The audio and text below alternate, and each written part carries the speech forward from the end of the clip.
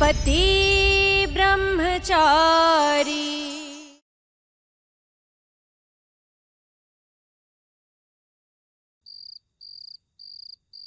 ईशा जी, आज आपने बिंदिया के लिए जो किया उसके लिए दिल से थैंक यू।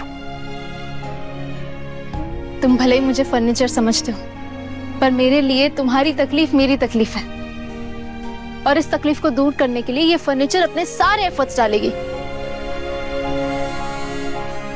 चलो चलो अब सो जाओ, ये फर्नीचर पूरे दिन इधर उधर घूम घूम कर थक गई है। ओ हेलो मैडम, लाइट ऑन कीजिए, मैं कह रहा हूँ लाइट ऑन कीजिए।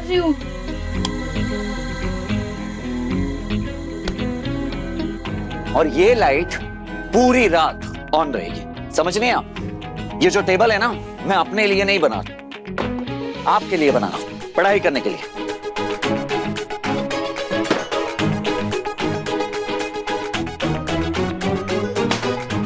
चलिए बैठिए और पढ़ाई कीजिए। सूरज, अभी नहीं, ये फर्नीचर पूरे दिन काम करके थक गया है, कल से पढ़ेंगे। अच्छा, एक नॉर्मल इंसान के लिए 6 से 7 घंटे की नींद काफी होती है, और आईएएस करने वालों के लिए 4 घंटे की नींद बहुत है। चुपचाप बैठिए और पढ़ाई कीजिए। चलिए। हे भगवान, एक तो ब्रह्मचारी, ऊपर से सख्त पति देती है। फर्नीचर समझता है, फिर भी सताना बंद नहीं करेगा।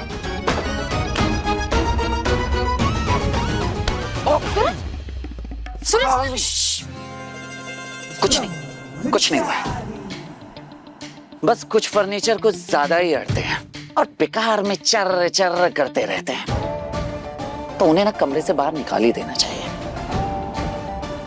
डोंट वरी पति ब्रह्मचारी जी, ये फर्नीचर ना अड़ेगा ना ही आवाज करेगा, ये चुपचाप पढ़ाई करेगा।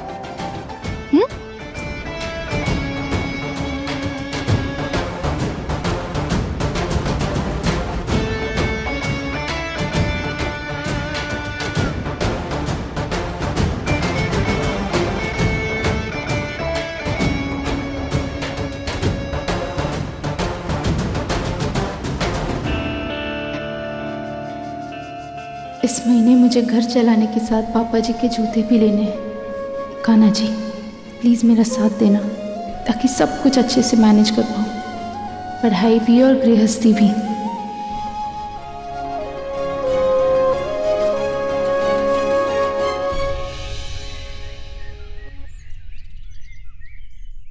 बिल्कुल नखरे नहीं, जल्दी जल्दी नाश्ता खत्म कर, स्कूल जाना है तुझे। हर रोज लेट हो जाता है। हाँ, आज मेरा बर्थडे है मम्मी, फिर भी आप मुझे डांट रहे हो। मैं सारे फ्रेंड्स के बर्थडे पर बड़ा केक आता है, पर आप कभी मेरा बर्थडे ही नहीं मनाती। वाह मेरा बेटा, तेरी माँ के पास तो जादुई चिराग है ना, हाँ, कि तेरी माँ उस चिराग को घिसेगी और पैसों की बारिश हो जाएगी।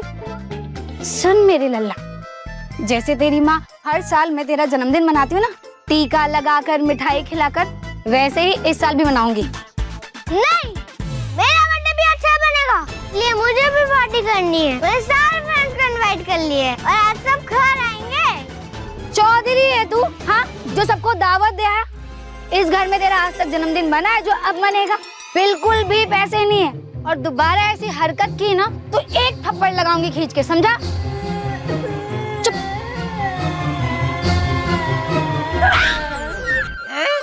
आज जन्मदिन के दिन तू बच्चे पे हाथ उठा रही है? बढ़िया ही हाथ उठाने वाली, तेरी हिम्मत कैसे हुई? आजा इधर बेटा। ओ ले रोना नहीं हाँ? तेरी मम्मी की तो मैं ऐसे हड्डियां तोड़ दूंगी एक दोबारा हाथ उठाया तो। चुप हो जा मेरा बच्चा। ये ले तेरी दादी की तरफ से, ये ले, अब जाके पसंद की चॉकलेट खा लेना, ठीक है? ओ ले। भाभी, कल रात आपके कमरे की लाइट क्यों ऑन थी? हाँ, मुझे तो आवाजें भी आ रही थी। कुछ भी क्या बोलते? अरे, पन्ने पलटने की आवाजें आ रही थी। लगता है कल रात को बहुत मन लगाकर पढ़ाई कर रही थी आप, है ना? भाभी, ये रिया ना कुछ भी बोलती रहती है। देखना, जब आप आईएएस बनोगे ना, तब आपके तो जलवे होंगे। चुनौती ली है महारानी ने, अगर घर गृहस्थी सही से नहीं संभाली ना तो पढ़ाई बंद। ना कोई बनेगा आईएएस और ना होंगे जलवे। अरे मेरा बच्चा जन्मदिन मनाएगा ना, खूब धूमधाम से तेरा जन्मदिन मनाएंगे। हाँ महारानी जी, घर खर्च में इसका जन्मदिन मन जाएगा ना, हो जाएगा ना? जी ताई माँ, हो जाएगा। रेव टाइगर का बर्थडे है, पार्टी तो जरूर होगी, वो भी जोरदार। स्माइल करो। Happy birthday Rev Tiger. Thank you.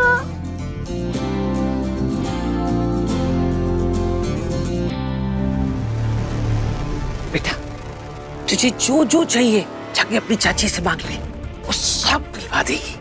सच्ची? फिर तो मुझे बड़ा वाला केक चाहिए, मुन्नू के बर्थडे जैसा बिल्कुल सेम। और मुझे गिफ्ट भी चाहिए, नए कपड़े, शूज, टॉयज। लिस्ट बना के देता हूँ।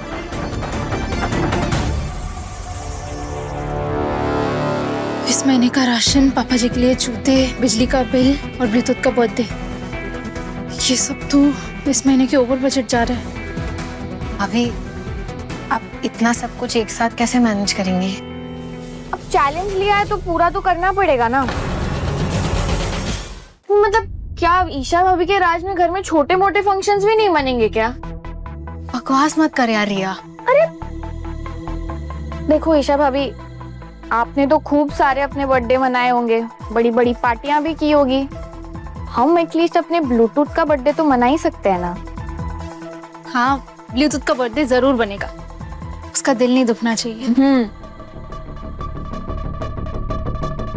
फिर पापा जी के जूते कैसे लूंगी, कैसे मैनेज करूंगी दोनों चीजें? भाभी क्या सोचने लग गई? मैं आपकी हेल्प करूंगी। जानती हूँ काव्या, थैंक यू। दीदी,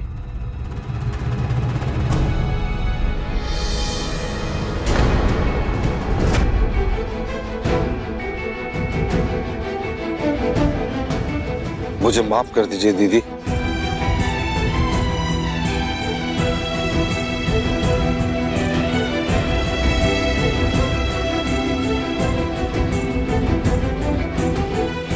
गुस्से में जाने क्या क्या बोल गया।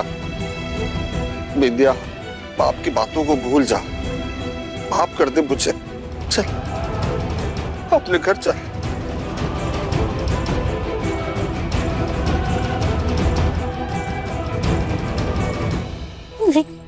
नहीं नहीं पापा, आप क्यों माफी मांग रहे? पिता का हाथ तो बेटियों को आशीर्वाद देने के लिए उठता है, माफी मांगने के लिए नहीं।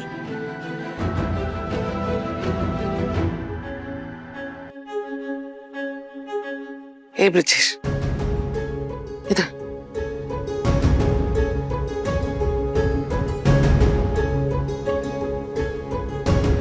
आज तुझे अपनी गलती का एहसास हो गया है, इसलिए मैं विद्या को तेरे साथ भेज रही हूं। लेकिन आगे से तूने विद्या के साथ कुछ उल्टा सीधा किया ना, तो मुझसे बुरा कोई ना होगा।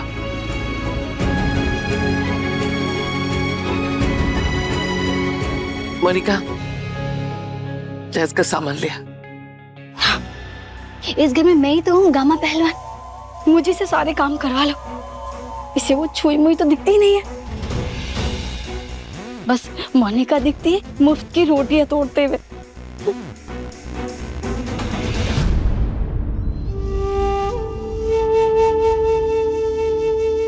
किस्मत वालों को ऐसा बाप मिलता है जो बेटी की जुदाई बर्दाश्त नहीं कर सकता और उसे लेने के लिए भागता हुआ चला आया। और एक इसका बाप है जो कूड़े के जैसा यहाँ फेंक गया है और वापस पलटकर झांकने नहीं आया आज तक। दीदी, आप ईशा के बारे में ऐसा मत बोलिए। बदनसीब ये नहीं, वो बाप है जो ऐसी बच्ची को खो दिया। दीदी, मैं भी आप ही की तरह ईशा से नाराज था। ये सोचता था कि ईशा की वजह से मेरी बिंदिया का घर बसते बसते उजड़ गया। लेकिन आज मुझे अपनी गलती का एहसास है और मैं अपनी बिंदिया को वापस ले जाने आया हूं तो सिर्फ ईशा के कारण।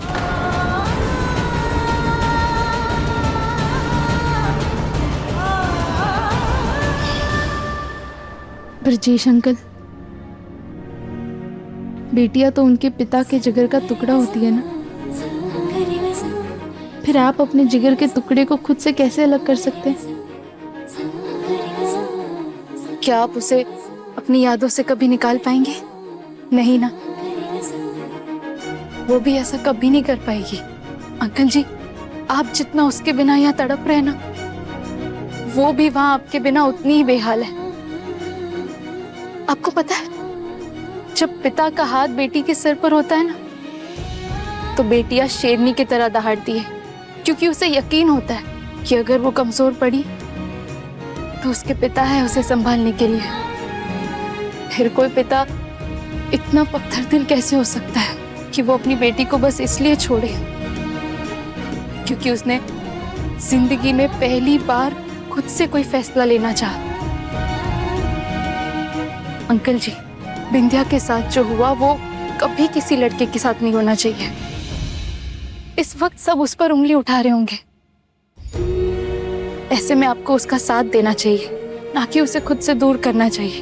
अंकल जी, उसे इस वक्त अपनों की जरूरत है, जो उसे हिम्मत दे, उसे संभाले, उसकी वो खोई हुई मुस्कुराहट वापस लाए।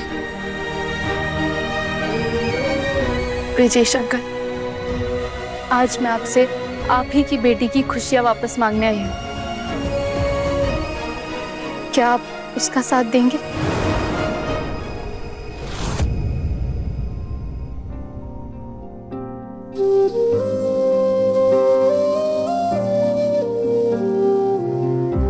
दीदी, मेरी बेटी के साथ जो हुआ गलत हुआ।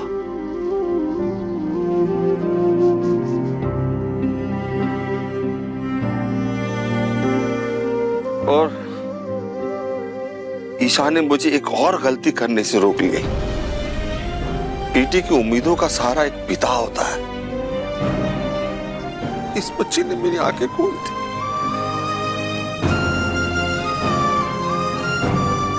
बिंदिया, चल घर चलते हैं, चल आजा।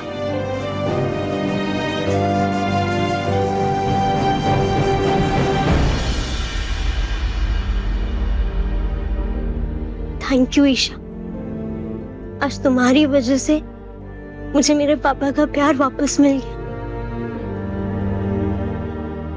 लेकिन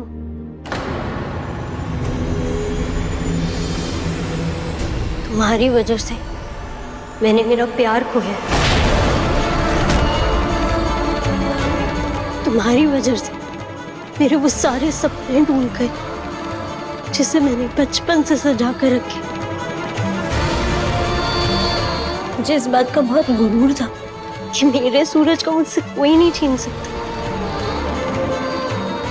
लेकिन फिर तुम आ गए बीच में और तुमने मेरे सूरज को मुझसे दूर कर दिया।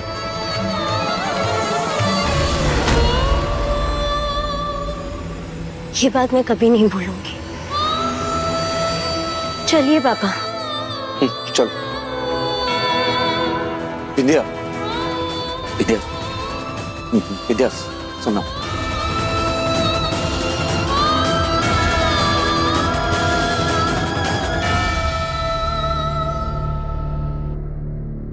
सूरज, सूरज, बिंदिया को थोड़ा वक्त दो।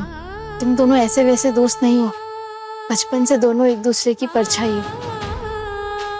और जब ऐसी गहरी दोस्ती को धक्का लगता है ना, तो उन दरारों को भरने में वक्त लगता है। सही कहा आपने, हम दोनों एक दूसरे की परछाई हैं। बचपन से जहां भी होते साथ होते, सुख में दुख में, लड़ाई झगड़े मारपीट, सब जगह उसने मेरा साथ दिया है। पर आज जब मेरी बारी आई तो मुझे पीछे हटना पड़ा। आज वो मुझसे रूठी है। कुछ समझ नहीं पा रहा हूं कि आखिर मनाऊं तो मनाऊं कैसे उसे, कैसे शांत रखो खुद को। उसे जो तकलीफ मिल रही है, मुझे जो बेचैनी हो रही है, हम दोनों की दोस्ती के बीच जो दरार आई है, इन सब की वजह सिर्फ और सिर्फ आप है। और ये बात भूलिएगा नहीं।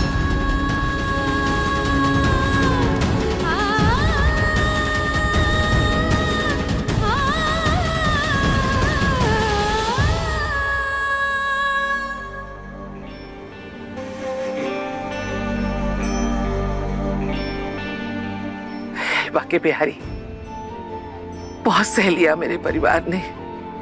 अब बस अब और मेरे परिवार और बिंदिया को कोई कष्ट ना दे। हे बाके बिहारी, मैं हारी।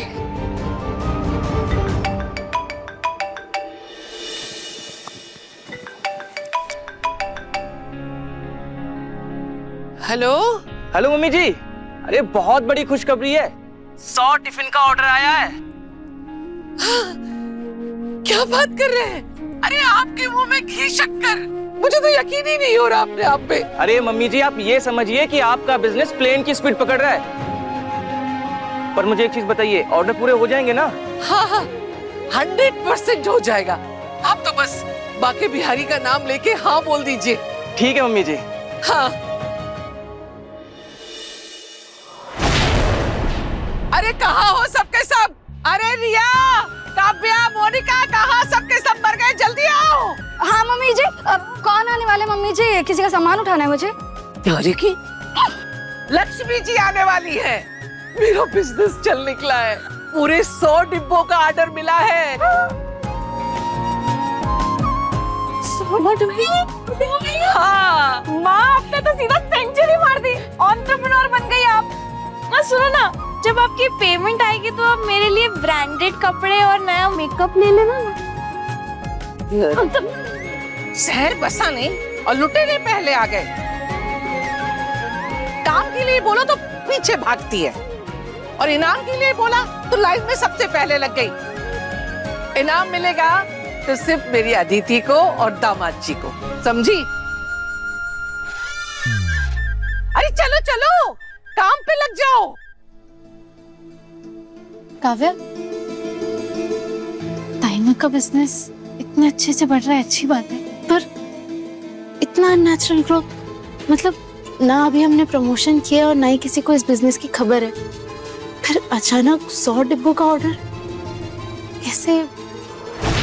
हे महारानी, मेरी मेहनत की खुशबू और स्वाद के जादू के बल पे, हाँ, मेरे काम पे शक कर रही है? समझती है अपने आप को? 4 पैसे कमा कर ले आई तो अपने आप को कमाऊ समझ रही है, और मैं जो जिंदगी भर एड़िया घिस घिस के पैसा इकट्ठा किया, मुझे बेवकूफ समझ रही है? मेरी तरक्की से जल रही है तू? नहीं ताई माँ, ऐसी बात नहीं है। मुझे कोई फर्क नहीं पड़ता। चलने वाले चलते रहेंगे और हम आगे बढ़ने वाले बढ़ते रहेंगे।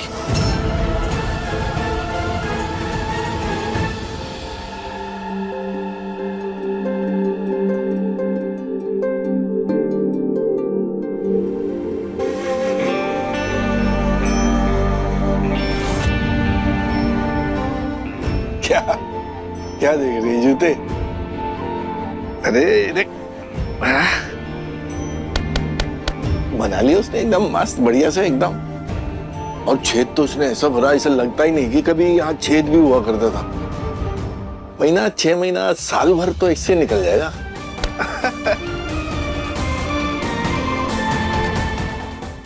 आप ऐसा इसलिए कह रहे हैं ताकि मेरे महीने के खर्चे पर नए जूतों का बोझ ना आए, पर आपके ये जूते 1 महीने भी नहीं चल पाएंगे। मैं आपके लिए नए जूते लाऊंगी।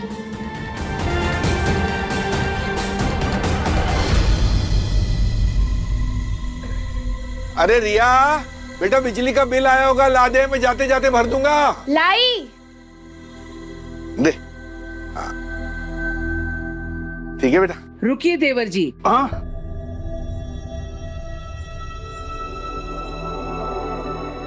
रुकिए, आप बिजली का बिल जमा करने जा रहे हैं? हाँ। तो महारानी जी से पैसे तो लिए ही नहीं आपने। अरे भाभी, बहू को जो घर खर्च दिया है ना, उसमें से लेने की जरूरत नहीं पड़ेगी, मैं संभाल लूँ। कैसी बातें कर रहे हैं? घर खर्च के पैसे दिए हैं ना, तो बिजली का बिल उसी में से जमा होगा। आप अपनी जेब से या कोई और अपनी जेब से क्यों भरेगा? हाँ पापा जी, ताईमा सही कह रही है। घर संभालने की जिम्मेदारी मैंने लिया ना, तो बिजली का बिल भी मैं ही भरूंगी। तूने ये सब कभी किया नहीं है, कैसे करेगी तू? ला दे। देवर जी, कोई माँ के पेट से सीख के नहीं आता है, समय और हालात उसे सब सिखा देते हैं। सीखे ये भी। हाँ पापा जी, मैं घर संभालना सीख लूंगी। आप बस बच्चों को पढ़ाइए ताकि वो अपना भविष्य संवारे। आपको मुझ पे भरोसा है ना? तो बस।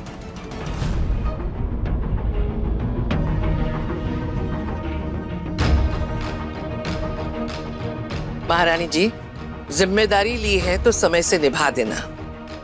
ऐसा ना हो कि बिजली कट जाए और हम सब अंधेरे में बैठे रह जाएं।